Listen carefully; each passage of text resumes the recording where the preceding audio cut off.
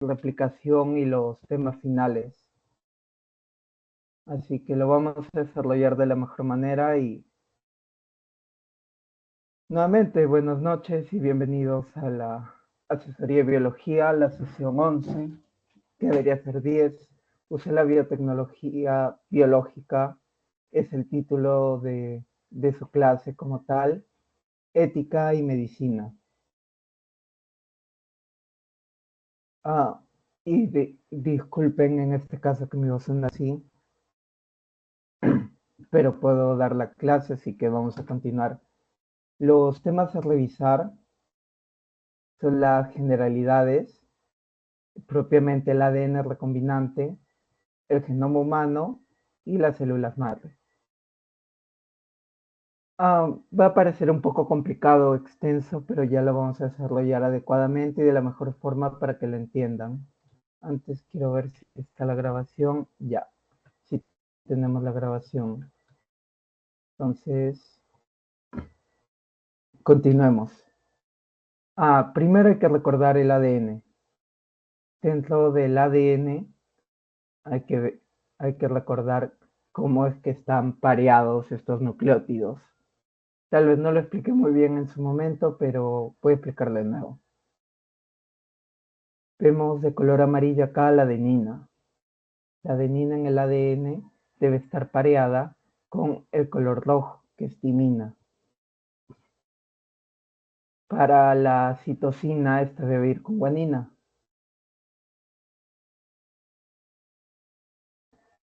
Esto es para el ADN, el ácido desoxirribonucleico. En cambio, para el ARN, lo que tenemos es, en este caso, una sola hebra, ya no dos. Sin embargo, durante los procesos de replicación va a ocurrir que vamos a tener, digamos, una paridad, entre comillas, porque vamos a tener un molde y una copia. De tal manera, lo que cambia aquí básicamente es que la adenina ya no va a estar con timina, va a estar con uracilo y la guanina con citosina. Teniendo esto como introducción, podemos avanzar a lo que sería la biotecnología. La biotecnología es el uso de organismos vivos para obtener un producto. Esta es una definición de su teoría. Entonces, tanto la cerveza, el vino, el queso y demás son parte de la biotecnología. Lo que a nosotros nos viene de interés para esta sesión es la biotecnología moderna, también llamada ingeniería genética o manipulación genética, que básicamente es el uso de tecnologías que modifican la estructura o expresión del material genético. Recuerden estas definiciones. Ahora, seguido de esto, esta es una tablita de su teoría en la cual tenemos las proteínas o enzimas y el uso original, como también el uso en la biología molecular. Tenemos primero la enzima de restricción y la que más vamos a mencionar en esta clase.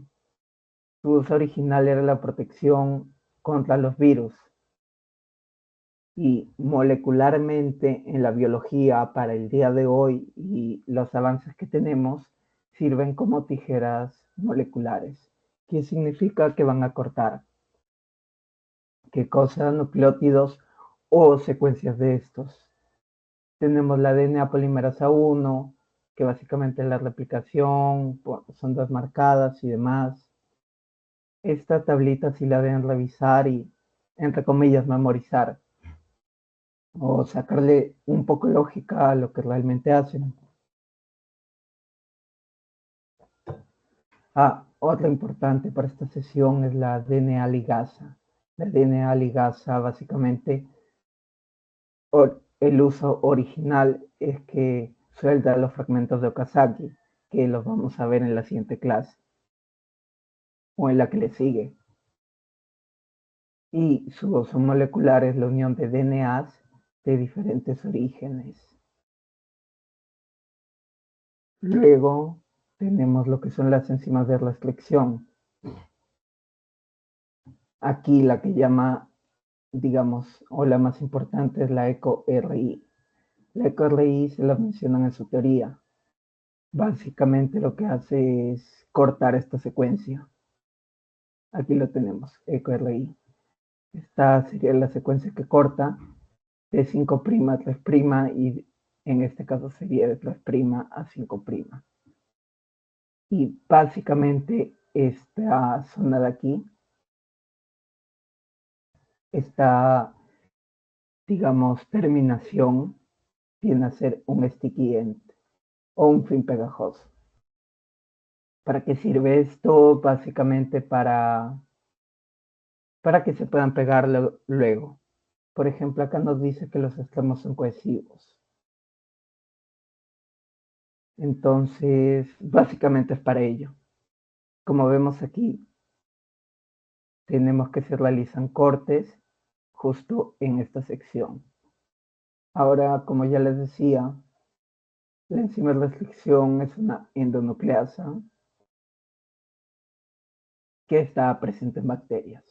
Como les dije, uso original, protección contra virus, y básicamente se da en secuencias específicas, como las que veíamos por aquí. Esta es la EcoRV, pero no es la que viene a colación en esta sesión, sino la enzima de restricción. ¿Se acuerdan que antes habíamos hablado de los plásmidos, de las bacterias? Ya, esto es Lecherichia coli. Lecherichia coli le he mencionado un montón de veces a lo largo de las clases, pero ¿qué es lo que llama la atención de Lecherichia coli? Es que básicamente esta es la más usada. ¿Para qué? Ahora les voy a explicar. Un plásmido propiamente es un ADN extracromosómico, es decir, aquí está el ADN y acá hay más ADN en forma de plásmido. Entre sus ventajas tenemos que posee genes de toxinas o de resistencia. Aquí, por ejemplo, tenemos esto de aquí, gen de resistencia a antibióticos, y posee de 4 a 200 kilobases, es decir, 4000 a 200.000 kilobases. Disculpa un momento.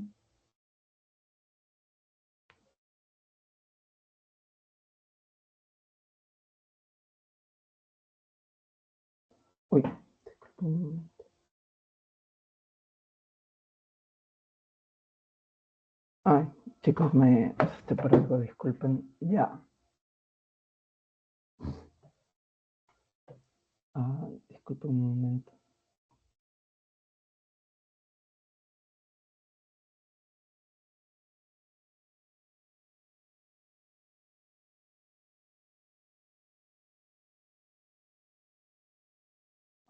Ya veo.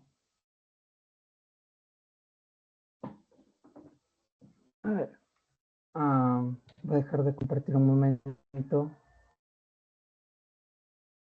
Parece que se me olvidó enviarles el pretest.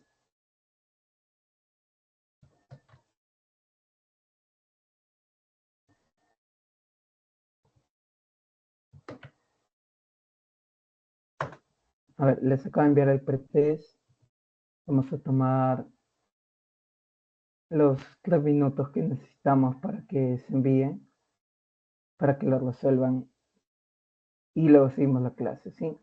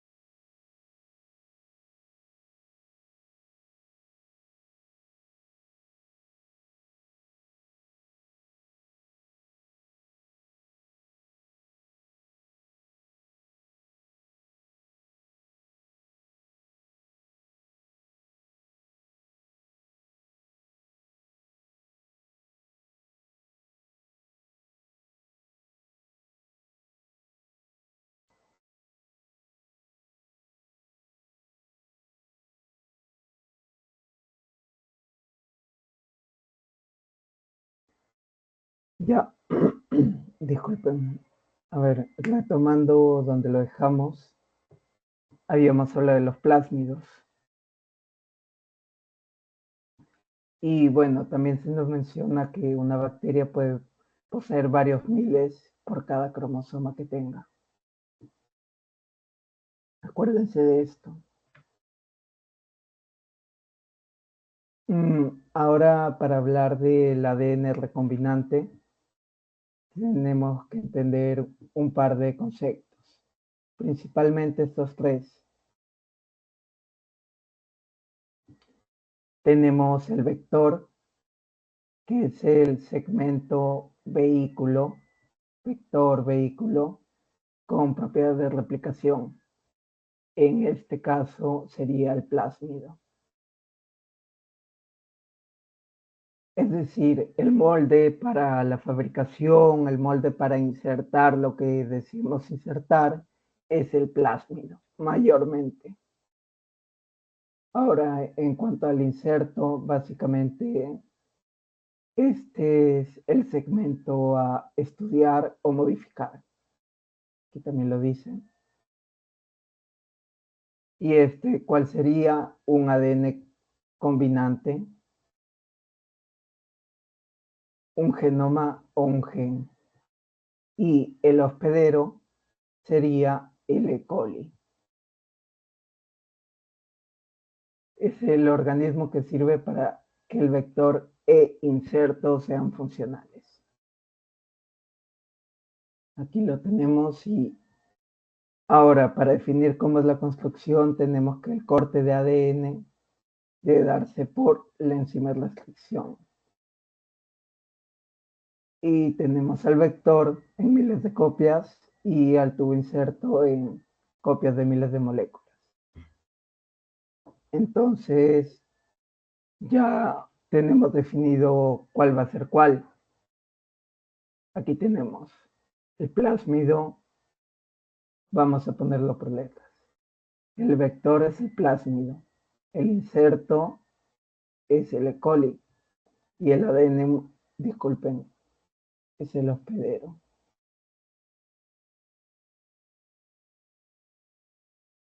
El E. coli propiamente es el hospedero y el inserto es el ADN humano. Miren, aquí tenemos, aquí la enzima de restricción básicamente va a cortar lo que necesitamos. Aquí dice eco R1, RI, disculpen. Y básicamente se van a unir por la DNA ligasa que ya les había mencionado. De tal manera todos estos plásmidos se van a insertar en E. coli sin plásmido. Este sería el hospedero. Y nos va a dar como producto esta incubación o replicación de los plásmidos. Esta es básicamente toda la secuencia.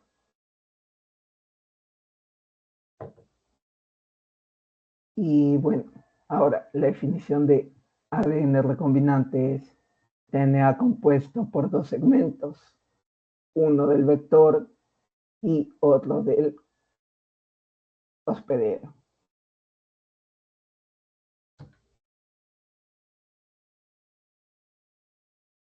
Luego tenemos que, esta es la secuencia que ya les había mencionado, tenemos los cortes por la enzima y básicamente el plásmido queda complementario al gen de ADN que deseamos con los extremos pegajosos o cohesivos. Y por la DNA ligasa vamos a tener al plásmido con diana insertada aquí. De tal manera nos quedaría así. Esto del ORI y el AMPR lo vamos a ver luego, pero básicamente este es el origen de replicación. Luego pasamos a lo que sería el ADN clonado. El ADN clonado básicamente es un ADN recombinante que es del plásmido y el segmento humano. los cuales crecen en determinado hospedero. Por ejemplo, en el E. coli, se siembra en estas placas de aquí. Esto era lo que ya habíamos dicho que era el proceso final de aquí, de aquí. Entonces se van a replicar y vamos a tener colonias recombinantes, diferenciadas del E. coli, entre comillas, normal, no modificado. Las placas de agar, que es como una gelatina, y nutrientes, y se incuba a temperatura de 37 grados. Importante la velocidad de duplicación, que es cada 20 minutos. Y bueno, básicamente también nos dicen que varias colonias son un banco o libro. Y esto es su teoría, ahora le voy a explicar a qué se refiere con banco o libro. Teníamos que los libros básicamente van a simular parte del cromosoma, del genoma propiamente. Entonces, un libro, de acuerdo con el proyecto del genoma humano del 2003, digamos que poniéndolo en comparación, un libro son 1000 páginas. Una página son 3000 letras, un libro son 3 millones de letras, y el genoma humano ha determinado que nosotros tenemos 23 pares de cromosomas. Y un cromosoma equivaldría a 30 libros. Y se dice que se ha armado como una biblioteca, entre comillas, de lo que serían los cromosomas artificiales de la bacteria con nuestro genoma. De tal manera llegamos a la primera pregunta. Un hospedero es segmentado, es un segmento, disculpen, de vehículo con propiedad de replicación, selección y de ser funcional dentro de un organismo. Falso. Un vector es segmentado, es un segmento que queremos estudiar, modificar y o expresar. No, este sería el inserto. Es falso. Un hospedero es un organismo que sirve para el vector, para que el vector e inserto sean funcionales. Esto es verdadero. Ninguna es correcta si hay una correcta. Entonces, la respuesta es la C. Segunda pregunta. Marque lo correcto. El uso original del DNA ligasa es la síntesis de ARN. Si volvemos y vemos aquí, DNA ligasa era soldadura de fragmentos de Okazaki. Y aquí tiene la unión de DNAs. Entonces, esto no es correcto. La biotecnología moderna consiste en el uso de organismos vivos para obtener un producto. Moderna, no. Tal vez la clásica o la biotecnología como tal. El DNA clonado es una función del ADN, el vector, inserto y hospedero. DNA clonado es una función del ADN del vector, inserto y hospedero, que nos decía del ADN clonado, es del plásmido y segmento humano. Entonces, no es del hospedero. No va. Y la respuesta sería la D. Si tienen alguna duda, igual no duden en interrumpirme, por favor. Y llegamos aquí a un tema interesante, el genoma humano.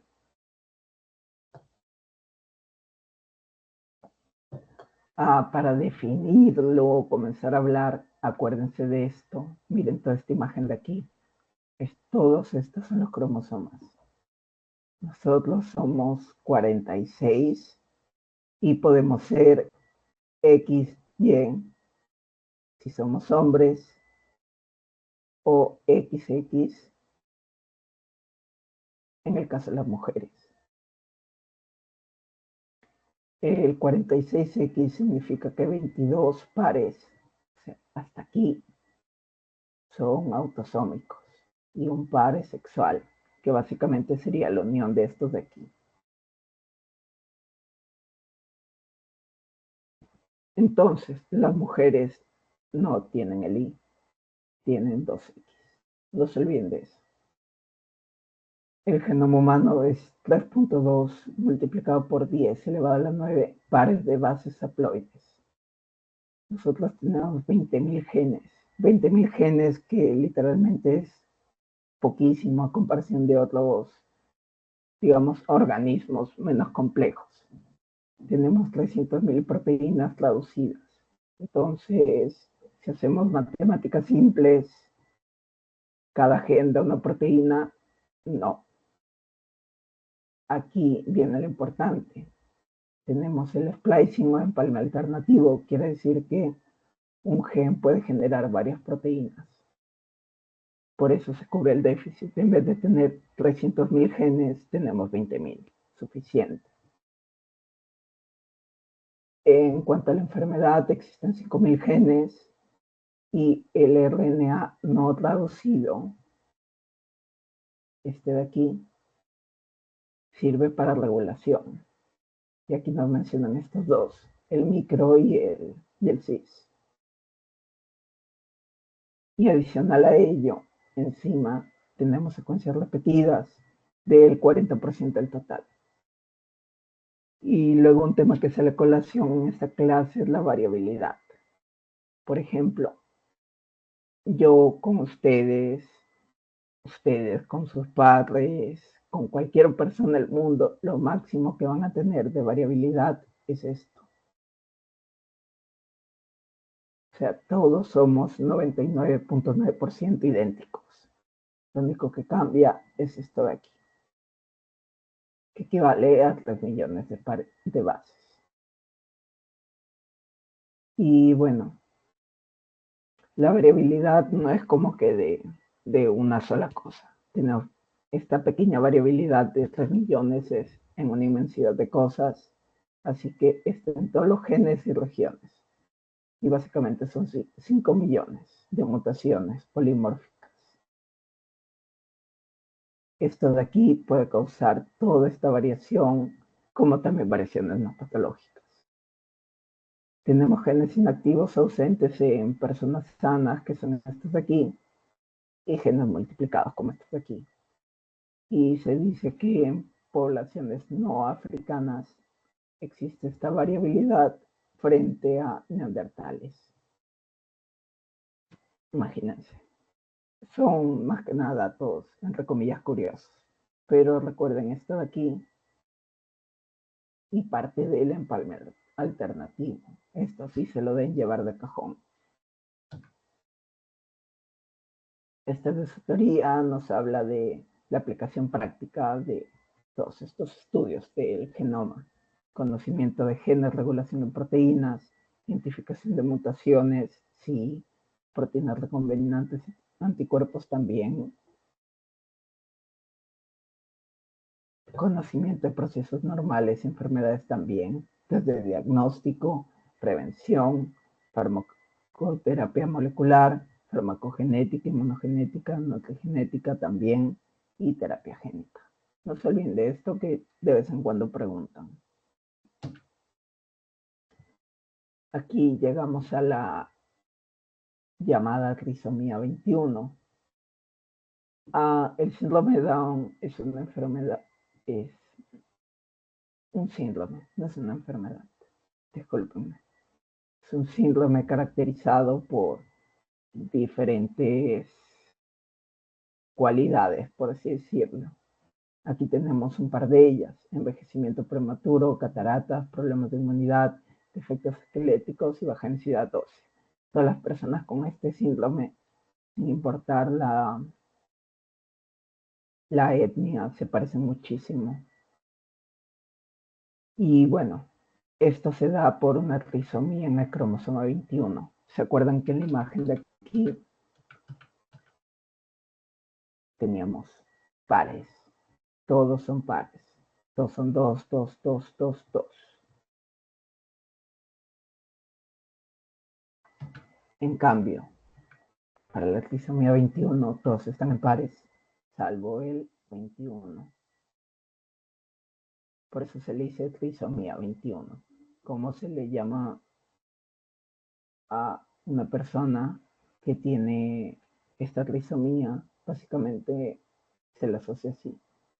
23 pares es igual a 46 cromosomas. Para una persona con síndrome de Down, esta tiene 47, porque los 46 que tiene, dejando de lado el XY o el XX, va a tener lo que sería un 21 adicional. Básicamente por esto. Por eso también se le conoce como la trisomía 21. Es la anomalía cromosómica más común y es causa de retardo más común también. Tercera pregunta de la clase de hoy. Ya estamos casi a la mitad, chicos.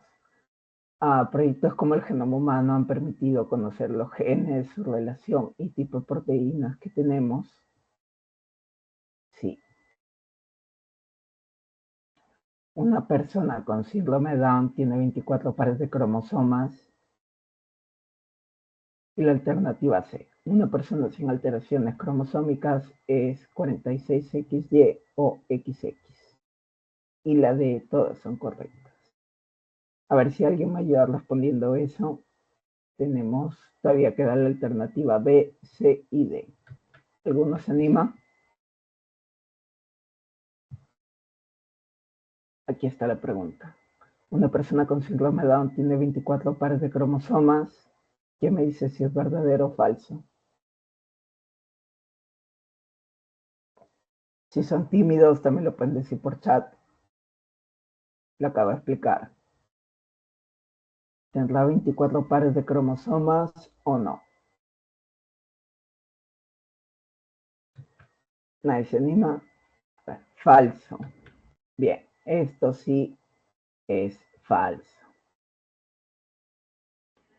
Una persona sin alteraciones cromosómicas es 46XY o XX.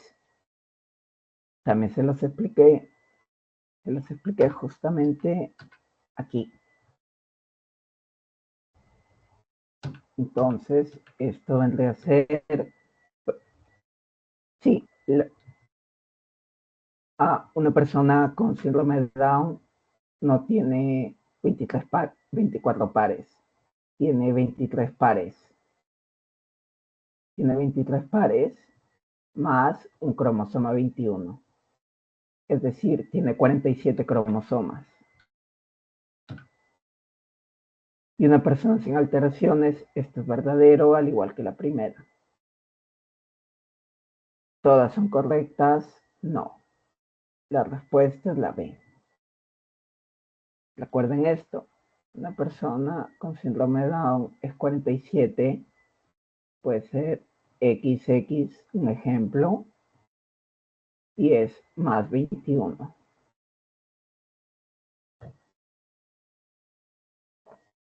Esto lo explica más en embriología, pero es bueno que ya lo tengan presente. Bien, entonces, luego pasamos aquí a unas cositas importantes, en verdad, que deciden saber y que tal vez lo lleven en práctica, que es la electroforesis. La electroforesis básicamente lo que hace es separación por peso y carga de ADN, ARN y proteínas, dependiendo con lo que se trabaje. En este caso estamos hablando de ADN. En esa inmensidad microscópica que existe de ADN, de RNA, ¿cómo sabemos con qué gen vamos a trabajar? Por electroforesis. Básicamente esto los va a separar. Primero va a haber un corte. Cuando vean digestión, es como le llaman al proceso. Pero aquí lo importante es la enzima restricción. Genera los cortes, tenemos fragmentos y van a electroforesis en gel. Aquí van a iniciar todos, es decir, aquí inician y, digamos, con el suministro de energía, al estar en la placa de gel de agarosa, van a ir avanzando.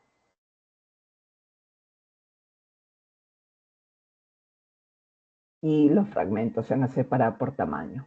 Los que se van a mover más rápido son los pequeños. Los que se van a mover más lento son los grandes, tanto para ADN como para proteínas. Aquí dice, fragmentos de ADN separados por tamaños por electroforesis. De tal manera hay un electrodo negativo a este lado y un positivo a este lado, y va a terminar así, todos separados. Y aquí dice los fragmentos de ADN por tamaño. Los más cortos migran más rápido. Esta imagen es del CARP. Profundiza un poco más de ello, pero lo que deben tener presente es esta secuencia, porque lo separa por carga, pero más importante, por tamaño. Tamaño, peso.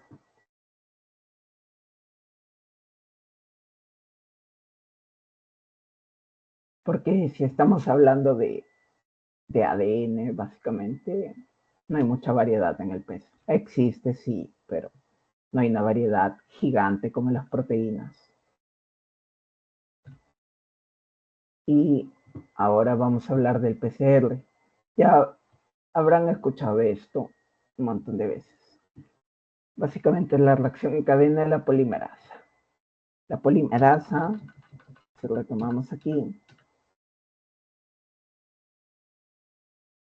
por ejemplo, hay diferentes polimerasas, como la TAC, que es la replicación y reparación del T acuático. Pero básicamente sirve para la amplificación. O PCR. ¿Qué significa el PCR? Entonces, aquí lo vamos a ver. Existe una copia que por diferentes procesos va a terminar siendo dos copias idénticas. Aquí vamos a ver. La mezcla de reacción contiene la secuencia de DNA blanco, o sea, el que vamos a estudiar, amplificarse, dos cebadores, que serían este de aquí, P1 y P2. Ojo, esto es microscópico, no crean que se puede ver ni nada parecido. Y esto de aquí solo es una parte, porque en realidad es, va a duplicar esto, va a seguir duplicando, como las bacterias hacen con los plásmidos. Y es una polimerasa resistente al calor. Aquí la tenemos. Aquí.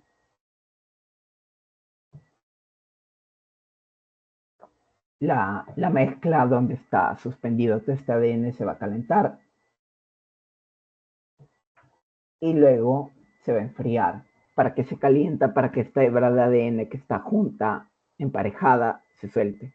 Al estar suelta y tener una polimerasa, se va a comenzar a generar, digamos, dos nuevas cadenas de ADN a partir de la mitad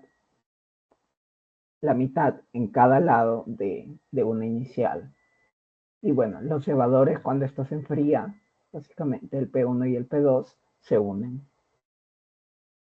Al unirse, como vemos aquí, va a comenzar la replicación, que es tema para la siguiente clase. Así que no se preocupen por esto. En el resumen, durante el primer ciclo de la PCR se va a amplificar y vamos a tener dos copias. Teniendo estas dos copias del DNA blanco, el DNA target elegido, va a continuar. Después del primer ciclo pasamos al segundo. Y miren, se repite lo mismo. Cebadores y demás. Y ya. Por ejemplo, acá tenemos cuatro copias. Como en los plásmidos. Uno hacen dos hacen cuatro y demás. Se van a ir duplicando. Y aquí vemos cuatro copias, 8 copias, 16, etcétera. Esto es básicamente duplicar, amplificar. Esto es todo lo que necesitan saber del PCR. Nada más. Está en realidad sencillo y tampoco es que les vayan a preguntar mucho de esto. pero para sus seminarios es bueno que lo sepan, o cuando un profesor pregunte, o si viene una pregunta de esto, porque ha cambiado un poco la clase para hacerla lista. Y recuerden que esto se da por una polimerasa de ADN.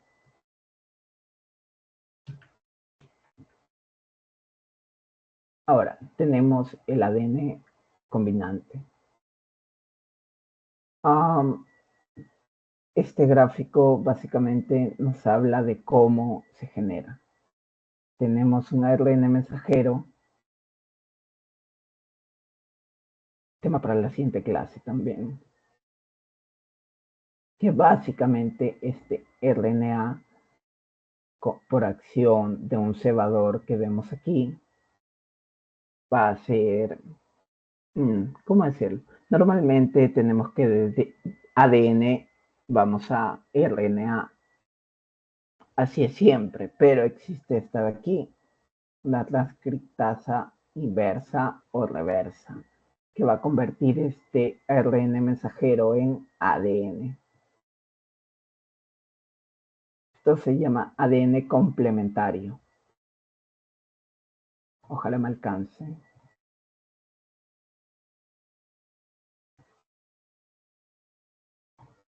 Disculpen el letra. Ya. Pero ahora, esto es una cadena simple. ¿Qué se va a hacer? Se va a buscar que este híbrido, por así decirlo, se disperse, por así decirlo, o se corte esta unión que tenemos aquí. ¿Para qué? Para que se complete con ADN. Aquí tenemos a la ADN polimerasa 1, que va a usar los fragmentos del RNA como cebadores y va básicamente a, a generarnos este ADN complementario bicatenario, como vemos aquí. Pero esto no queda así. Este ADN complementario más el ADN del plásmido van básicamente por esta enzima de aquí que no necesitan memorizarla, le he puesto de ejemplo nada más, van a unirse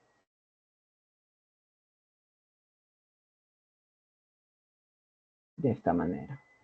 Entonces, básicamente, a partir de un RNA a RNA mensajero podemos obtener incluso el ADN recombinante, más que nada la secuencia. No se necesitan memorizar las enzimas, solo gráficos del CARPI es para que entiendan la secuencia, que es básicamente inversa. Ahora, importante, esto está en su teoría, proteínas recombinantes en la salud humana. Voy a comenzar por los gráficos. Aquí tenemos un cerdo y su páncreas. El cerdo tiene insulina. Y básicamente nos hablan de que puede, o existe, o existía una insulina comercial. ¿Ustedes qué creen? ¿Cómo sería mejor? ¿Una insulina de cerdo o una insulina por tecnología recombinante? La recombinante, digamos, bajo ciertas condiciones puede ser mejor, pero recuerden que tenemos un sistema inmune, entonces normalmente si tú te inyectas cualquier sustancia o lo que sea de cualquier otro animal, te vas a enfermar, va a haber respuesta inmune. Ponerlo aquí, respuesta inmune.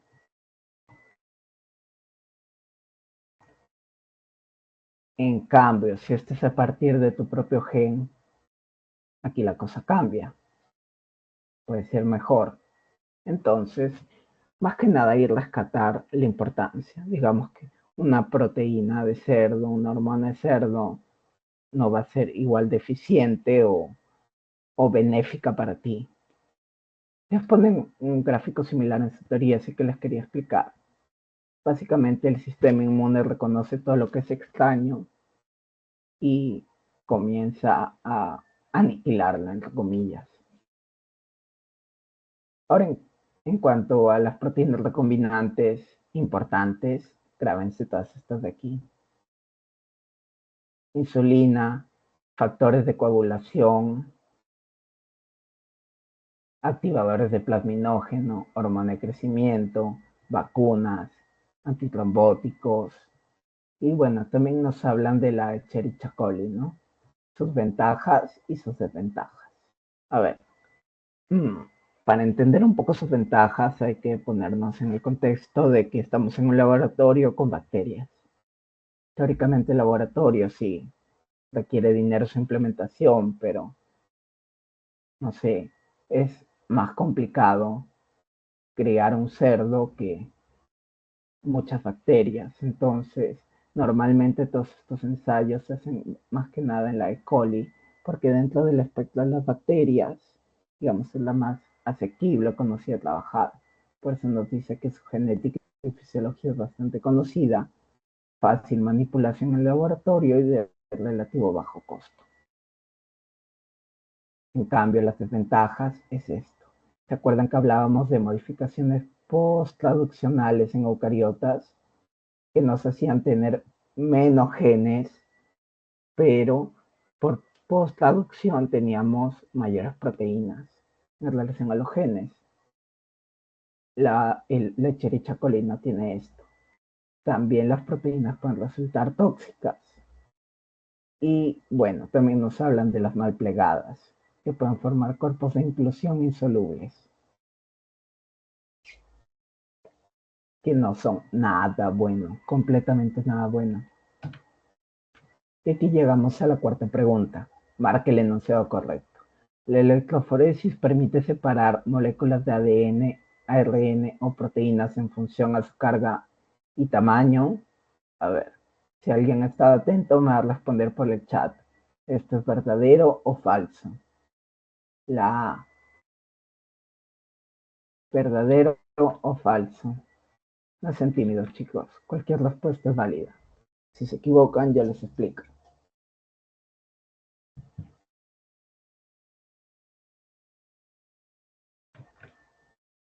¿Nadie se anima?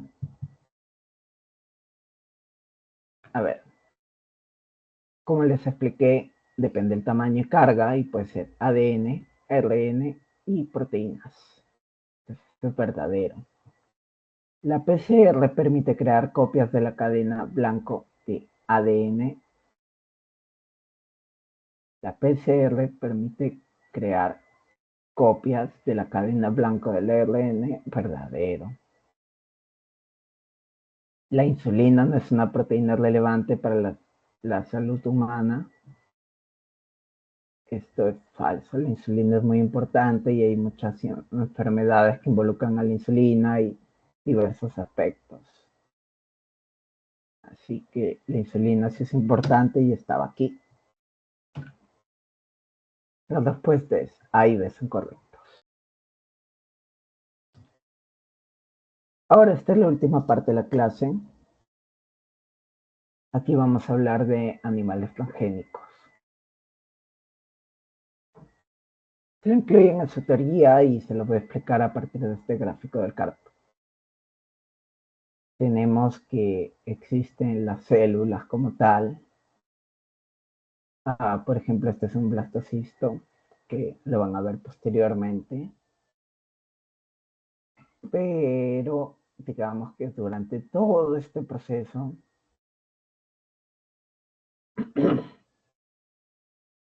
se le va a agregar unas células, digamos, marcadas, entre comillas, con un gen mutante. Este gen mutante básicamente va a hacer que estas células proliferen y estas células con este gen van a ser inyectadas en esta célula que el blastocisto es, en términos simples, desde donde se va a originar la vida. Entonces, digamos, se inserta este gen a este blastocisto para que sea posteriormente inyectado en un ratón. O digamos el origen de un ratón, mejor dicho. Entonces, este blastocisto quimérico va a terminar cuando ya propiamente todas las fases de de crecimiento en el mamífero va a terminar en este ratoncito de aquí, que tiene un gen recesivo y otro mutante que se le había agregado. Entonces, el ratoncito va a nacer con este pelaje a causa de esta terapia de aquí. Ahora, esto es porque es relevante.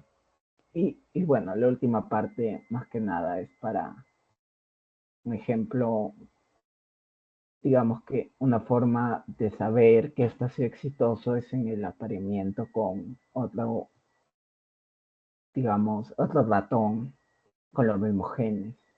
Digamos, si esto ha sido exitoso, teóricamente deberían hacer así, este colorcito como este de aquí, como el quimérico. Pero, ¿qué nos dice esto? Que básicamente se puede manipular la expresión de los genes de los animales, por tanto, hay un montón de ejemplos en las vacas o en cualquier animal de granja se puede manipular los genes para que produzcan más leche o algo parecido. Entonces, de esto se trata más que nada de los animales transgénicos. Es algo, digamos, un poco controversial en algunos aspectos, pero sí existe. Aquí no es que se practique mucho en el país, pero sí existe. Ahora, ¿cuál es la barrera entre esto de los animales transgénicos y la biología y la genética? Bueno, que en este caso es más difícil en que en procariotas. Ya habíamos hablado de la post-transducción, el splicing. Entonces, la expresión no es tan correcta que digamos. Entonces, al no existir esto, ni esto, ni esto, lo hace súper difícil. Ahora, también nos hablan de animales que portan genes o secuencias de DNA exógeno. Y aquí el ejemplo, por ejemplo, de los ratones con insulina humana. Luego tenemos que básicamente el procedimiento que les expliqué es una microinyección de ovocitos, como les dije aquí, para incorporar el material. Y en modelos animales, el comportamiento de un gen in vivo. Y bueno, para animales lecheros, por ejemplo, manipulan la facilidad de extracción y demás. Esto es de su teoría, pero básicamente es así como funciona, manipulando los genes del animal para su expresión. Y en las plantas es otro universo.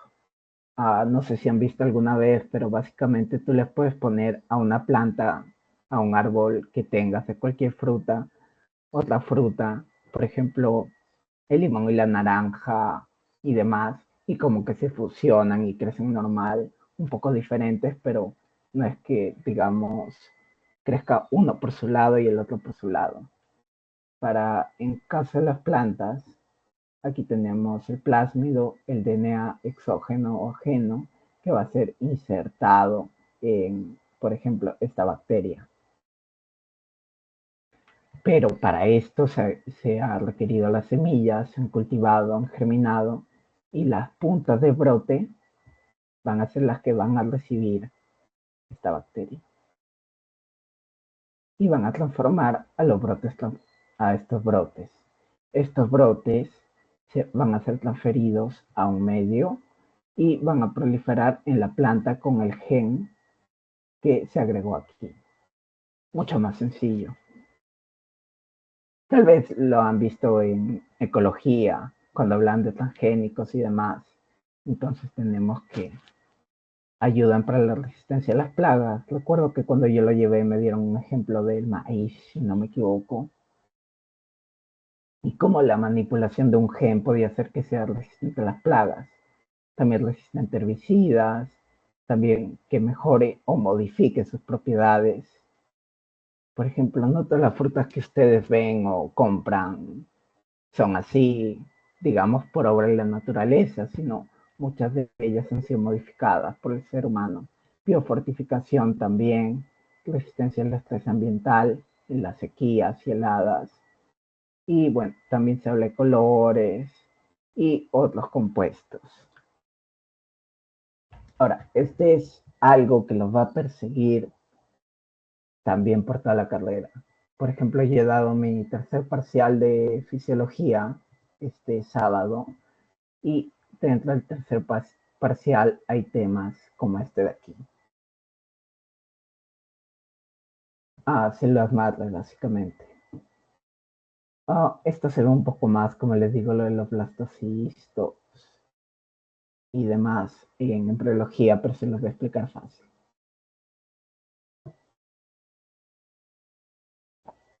Aquí tenemos una célula totipotente. ¿Qué significa totipotente? La totipotente se puede diferenciar a cualquier tipo celular. Es decir, esta es como la fuente de la vida. Como dice aquí, en todos los tipos celulares de un organismo.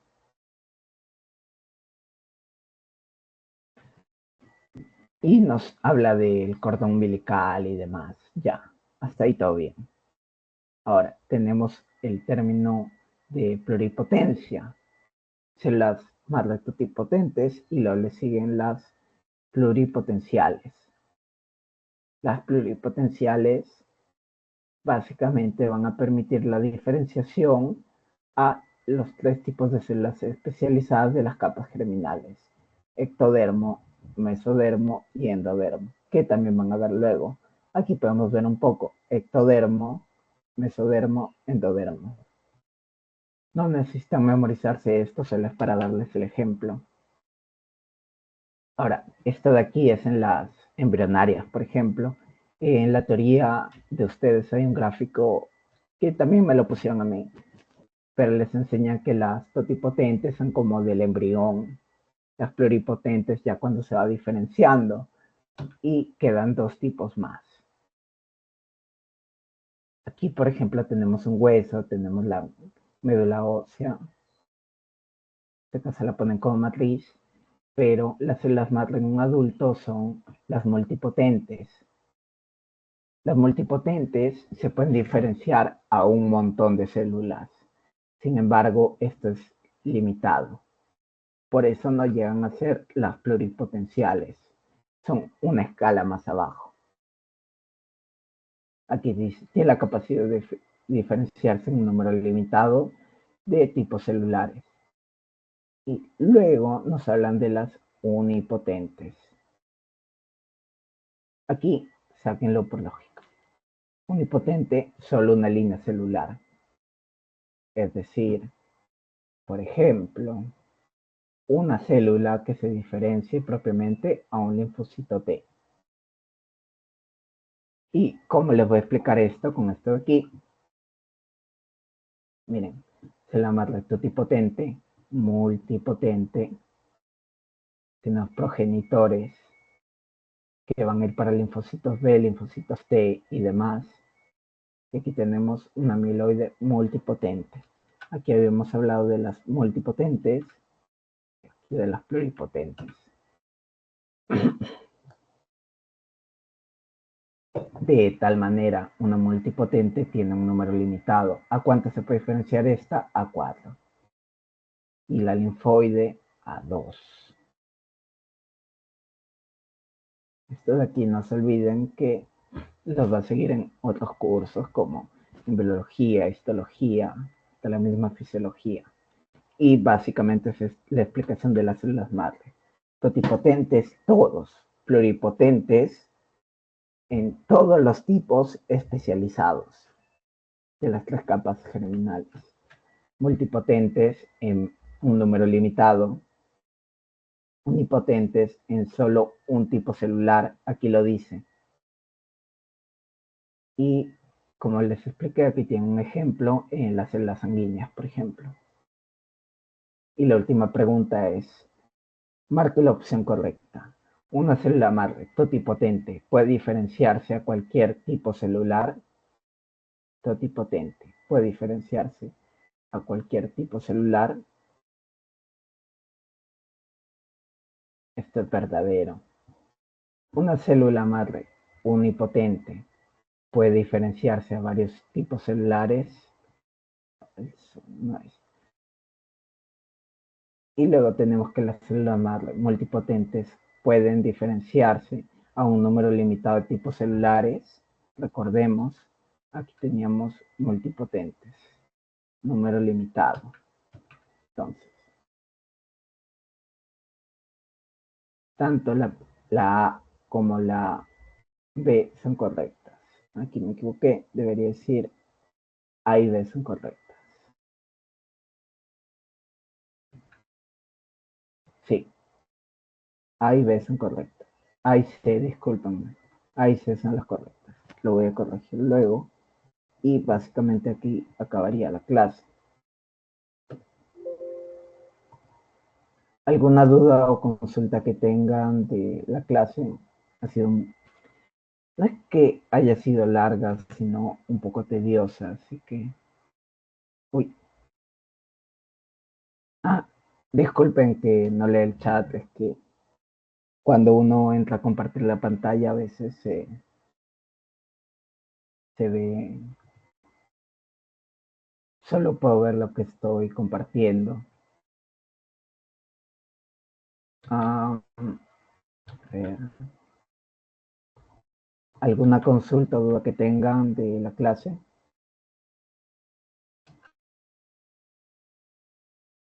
O de las preguntas como tal.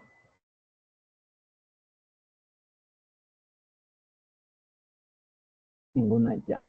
Les voy a enviar el pretest y les voy a ayudar a resolverlo brevemente. Un momento.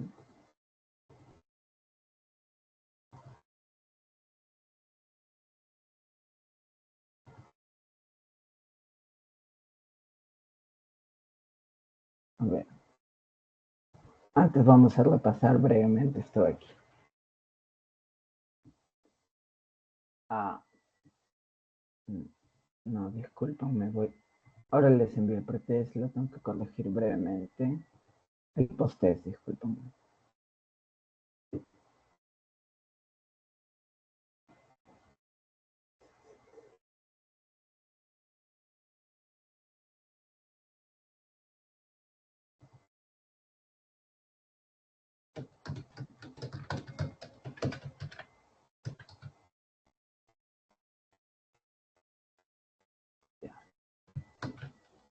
A ver, les he cambiado la alternativa de la última pregunta para que diga A y C son correctas. Y les voy a validar para el pretest, no se preocupen. El post-test se los estoy enviando por el grupo de WhatsApp y por este chat. ¿Me confirman si lo pueden abrir?